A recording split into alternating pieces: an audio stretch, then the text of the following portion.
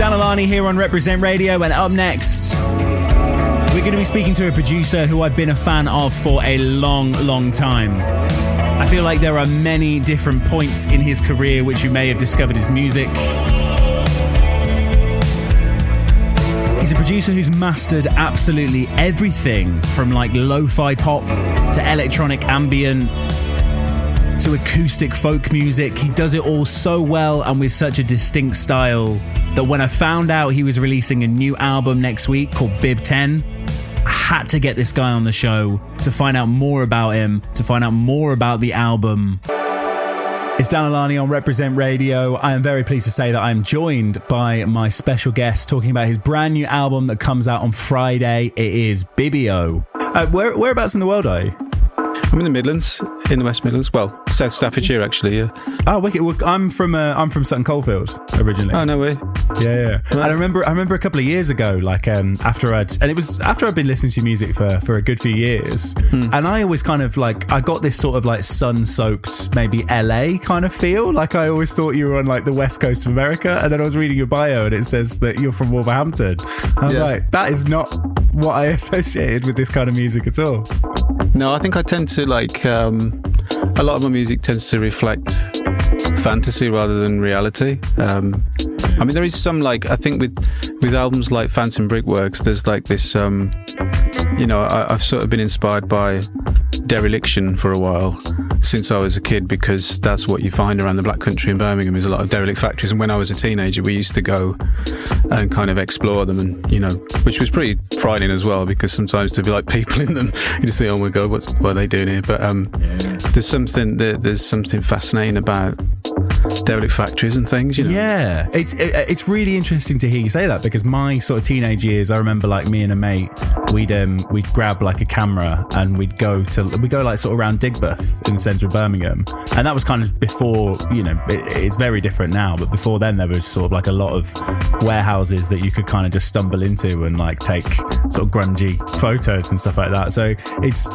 it's weird to hear that, like that parallel in somebody that you had the same experience. I don't know what that fascination is. Like it does come though. I suppose I think part of it was they're places that you wouldn't normally go in, but you've got access to them because they're abandoned.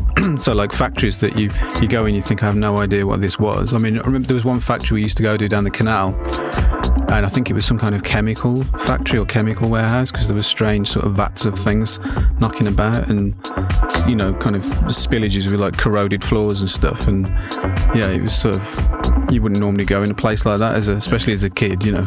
That's the attraction, isn't it? It's somewhere that you absolutely should not be. Absolutely, yeah. I think I remember there's a line from you in the press release that just kind of touches on the fact that once you finish a project, you're kind of like looking for the next thing and looking to kind of like commit all of these ideas that you have in your head, and it really feels like there's an excitement to this album. Like it was only sort of announced to us like 5 weeks ago, and you and Warp like are super keen to kind of get it out and share it with the world. Does it feel like that way for you? It always feels like that when I've finished. I mean, the kind of build up to release day feels like a long time for me, because there's this anticipation to get it out, and because that's the kind of ultimate closure, really. It's the point where you can truly let go of any kind of hang-ups you've got about it, because there's a point of no return. But up until that point, you can kind of feel like, oh, should I have changed that? Should I have tweaked that? Should I have put that on there? Should I have changed the order? As soon as it's out in the world, there's a weight off my shoulders. Ironically, it kind of seems like I should be more nervous the moment that it's out, but the build-up is sort of, I always want it to be quicker, to release date.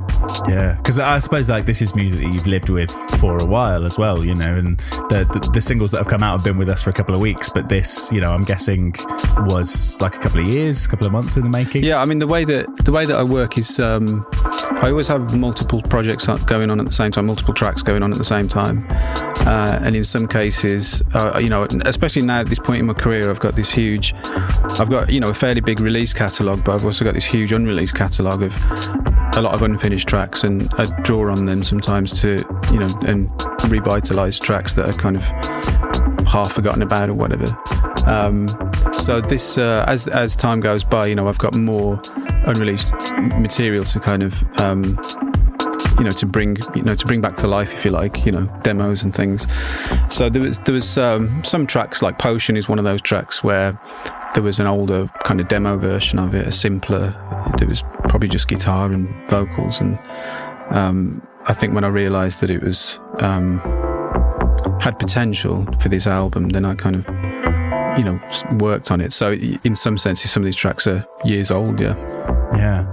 And it's interesting hearing you say that, because what I got when I listened to it is it's almost like, for your 10th album, you've kind of done this glorious summary of like what you are capable of as a producer.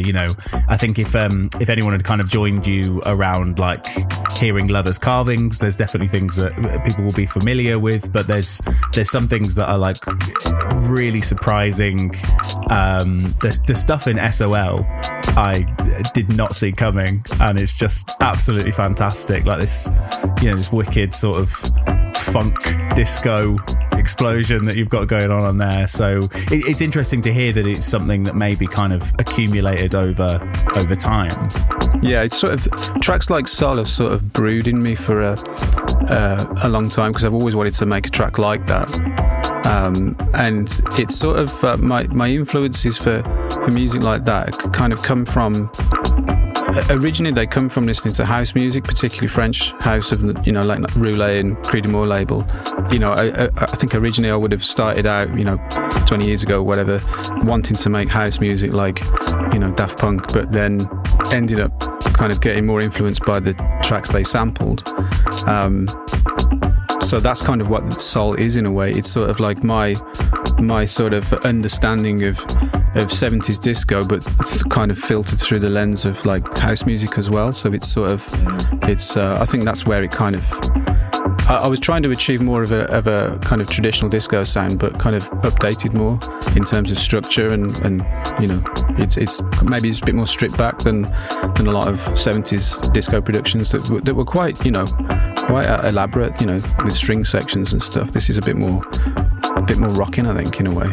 Yeah, but it's kind of I read that you were sort of like looking to kind of create music in the same vein, like something that was, you could dance to it. It could be played on a dance floor, but it's live and it's organic and it's breathing and it works really well. And I think that works sort of hand in hand with I'm aware that this is not a quote unquote guitar album, but like there was a big focus on guitars, and it's almost, it feels like you expressing your personality through hearing you play like pretty much on all the tracks. Yeah, guitar is like the thing, musically, the thing I feel most fluent in, in terms of like, it's where I've spent more time playing guitar than any other instrument, so I've got more, I can express more through it. So, and also the guitar is such a versatile instrument, because especially electric guitars, because there's so many different types of electric guitar that have different tones, and then obviously you can put them through guitar pedals and things, so they can take on completely different sounds, and that's really good for me because it's my main instrument. And that kind of idea of sort of expressing yourself like through different guitars using different tones, it felt like a very good reason to get the Frank Brothers guitar that's almost become like the poster for this album. Yeah. Well, it's a relatively new design, I suppose, which is quite exciting, because so many, some of the classic guitars that were designed in the 50s have like stuck around, have become iconic, and a lot of modern guitars are kind of evolutions of those designs, and I feel like Frank Brothers have kind of come up with something quite original. I understand what you're saying, like you have so many different styles, and it almost kind of paints you into a corner. Like you might pick up a vintage Strat, and then you're sort of playing like, I don't know, maybe like a sort of chic riff, or you pick up like a Les Paul and you're playing like power chords, but you get something new that's uncharted territory, and you have that feeling of like, well, there's no template for this. I can there's no figure out cliche to go with it. Yeah, it's kind of not quite like getting in another musician or like a session musician or something, but I hear stories about people kind of like pick up a different guitar and the music kind of like flows out of them, and it sounds in a similar way like that's almost what's happening. Like you draw for a different tool and it inspires like a different shade or a different sound. Yeah, and also the way that you react with it, because obviously for the listener, the most important thing is the sound of it. But for a musician, it's also important how it feels to you. Not just whether it's like easy to play or difficult to play, because you get some guitars that are kind of a bit clunky and, you know, more of a handful. But it's more just about the way that it responds to your ideas, and does it, yeah, like you said, it flows out. And sometimes there's certain guitars where it just works for you at that point in time, and it's like, yeah, this is the one, you know. You're listening to Dan Alani on Reprezent. The sound across the album, like the different styles, is wicked, and I love sort of what has been coming out with the visuals as well, like specifically the visualizer that you did for Potion. I can't quite work out what it is, if it's like a liquor bottle or if it's like perfume, or it's meant to be perfume. You know, and I kind of had this idea to like make it look like an 80s perfume ad, you know. Yeah, that was the idea, you know, because I'm actually quite a perfume junkie as well. It's like one of my things. I've kind of gone out. I went through this phase a few years ago where I was actually really obsessed with perfume ingredients, and I built up this collection of essential oils and extracts and everything. And I was actually trying to make my own perfume, but there's hardly any. It's such a secretive industry that I was guessing my way through it, and it's an expensive thing to be bad at, because you end up just tipping away these concoctions. And but yeah, it's something that I'd like, maybe in a parallel universe, I'd be a perfumer. There's a parallel there, I think, because, you know, you're talking about something that is the sum of its ingredients, right? And that's what we know you for as a musician. And, you know, I know that you have like a keen visual eye as well. Like, you know, anyone who looks at your Instagram will see like wicked sort of medium format photographs and stuff. And this just feels like another extension of that. It's like, how can I create something by blending different bits together? So that makes sense to hear. Absolutely, yeah. I think I'm just I'm into sensations of different kinds. So, you know, music is the thing that grabbed me at a young age, and, you know, the way that the combination of notes could change your emotions, that affected me at a really young age. But perfume is you can draw that parallel, because you've got all these different ingredients and different they're almost like different frequencies in a way. You get sharp smells and you get soft smells, and they like different textures. And actually I was watching this perfume documentary, and there's a French perfumer called, I think it's Jean-Claude Elena, that's how you pronounce it, and he was saying the same thing. You can think of different scents as having been like different textures, like cold or rough or smooth or whatever. So yeah, I think there is a parallel. The people behind the fragrances are like obscure film directors in a way. They're people you don't normally hear or see. You know, they're kind of behind the scenes, but they're the kind of mad scientists behind these fragrances. And then obviously they work for, you know, big fashion companies or whatever. And he works in some nice looking kind of house in the woods in France somewhere, and has like one assistant, and it looks like a great way of life. I could get down with that. It's funny as well, because you said you know, you kind of talked about like film directors, and it got me thinking about you know, Le Labo Santal. Yeah, like that, especially like around London. Like I sort of smell that everywhere and smell that on everyone. And people would talk about, I don't know, say like Wes Anderson, like dictating a style, and it may, you know, someone could argue that like over the last 10 years, everything has kind of become a little bit Wes Anderson. I mean, maybe not, but just as an example. And the same is true for perfume, but maybe like we're not as aware of it. Like there's eras where I guess everyone sort of smelled like Chanel No. 5, and now I go into London and I smell like Santal everywhere. And yeah, it's just it's another way of kind of measuring the zeitgeist, I guess. Yeah, I think it's partly fashion. Obviously, you know, people are like, oh, that's, you know, we want to kind of copy that.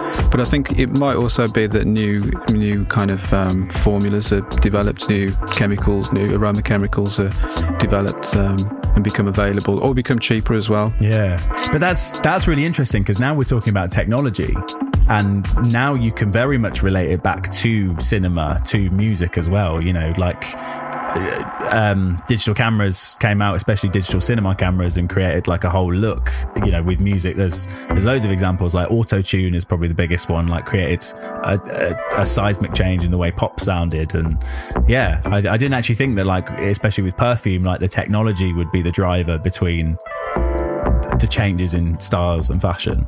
Absolutely, yeah, because so much of it relies on synthetics, which is something the perfume industry doesn't really want people to think about, because people would probably be turned off by that, because they like to, when you look at perfume notes, as they're called, they're always like romantic things like flowers and resins and woods and all that kind of stuff. But they don't really last very long on the skin. They don't stick around very long, and they don't project much. So synthetics is sort of like the a really important part of it. I mean, they contain natural ingredients as well, but so in that case, they're developed in labs, and they're scientific creations, so it's very much a technology thing. It's all fascinating, and now my mind is kind of thinking of those changes in technology and how it's defined different styles of fashions and stuff. And I'm kind of like looking at your studio behind you, and is it a 909 in the corner? Yeah, 808 above it. 808, yeah. And and we got onto this kind of talking about Potion, and Potion is this great sort of retro futuristic sonic. It reminds me of, like, in the 80s, people making music what they thought would sound futuristic, so it's kind of like looking back and forwards at the same time. And I think you've captured that like so well at so many points across the album. Congratulations on the album, because the 10th album, like, it's a wicked achievement, and you're obviously showing no signs of slowing down, because we started this conversation saying that there was something else already in the works. Just to intervene at this point, would we be allowed to talk about that in this interview? Yeah, I don't mind. It's Phantom Brickworks 2. I don't have a release date for it yet, but it's there's maybe some tweaks that I might do to it, but it's been, Phantom Brickworks is sort of like, it's not a side project, but it's something that I don't do every day. I don't make that kind of music all the time. Sometimes I'm in the mood for doing that, and then I tend to like make a whole album's worth in a day kind of thing, just improvise piano or whatever, and just do like hours and hours of it. And then over the course of several years, I'll make playlists and kind of compile favorites or whatever and test them out, and that they're just form in that sense. So there's a second Phantom Brickworks almost ready to go. But as I said, this I was working on this as well, and I wanted the 10th album to be more of a milestone and more of a celebration, so this album was prioritized. Yeah. And when you kind of make music in those different veins, like, is there a plan? Like, are you trying to sort of like scratch an itch of something that you want to make, or is it just sort of noodling and figuring out what kind of falls out of you? Sometimes it is, and particularly in the autumn, I kind of get in the mood for playing some ambient piano stuff or whatever, because it goes with the vibe of the season. I haven't done any for a while because I've been busy working on an EP as well that's related to BIB10, so more in that kind of vein. But I think sometimes, so a track like Soul, for example, just started in the same way that most of my tracks started, which is I sat down, I picked up a guitar and I played a riff, and I played the opening chords to Soul and thought, as simple as it is, I thought there's something here to build on. So I recorded it and, started recording the demo version, then got my bass out and started looking for a bass line to go with it. And then I felt like I had something. I felt like I had, come up with something that had enough of a hook for it to pursue. But I just knew right from the start, this has got to be a disco track. So I didn't sit down and think, right, I'm in the mood to play a disco, to make a disco track today. It just sometimes often the case is that a lot of my music, probably more than 90% of my music, starts out from me picking up a guitar and just noodling or whatever. And when I come up with something that catches my attention, it usually tells me, the riff usually tells me what style it's going to be, how I'm going to produce this, whether it's going to be more of a folky thing, whether it's going to be more of a pop thing or a funk thing or whatever. And then I just, I get this sort of, it's not an image obviously, but I get this sort of musical picture in my head of how I imagine it to sound. and then just kind of pursue it. And in some cases, I'll do a few versions of it before I get to the right one. And other times, I nail it first time. And there's always a certain amount of mystery for me as well about how it's going to turn out. But obviously, the more I've done it, the more I've sort of got more control over, my goals. If you like, I've got more sort of knowledge and skills of how to make something sound how I want. But it's like a dream in the sense that a dream is such a vague thing. It seems vivid at the time, but when you wake up, you try and think of your dream, you realise that it's not even like remembering a film where you can picture it vividly. It's more vague than that, and this is kind of like the reverse in a way. You have this dream and you've got to try to make it reality, and then the reality ends up being far more detailed than the dream. That's a great way of putting it, and just a really sort of great insight into how you're working. And it seems like you are. Do you know? I was going to say it seems like you are dreaming big, and I was like, no, that's too cheesy. Because, but just in reference to sort of how much music is in the works and sort of still to come out, and I'm really looking forward to hearing all of that and to sharing more of it on the radio, and of course sharing music from BIB10 when it comes out on Friday. Yeah, thank you so much for chatting to us. No worries, thank you. Alani on Reprezent.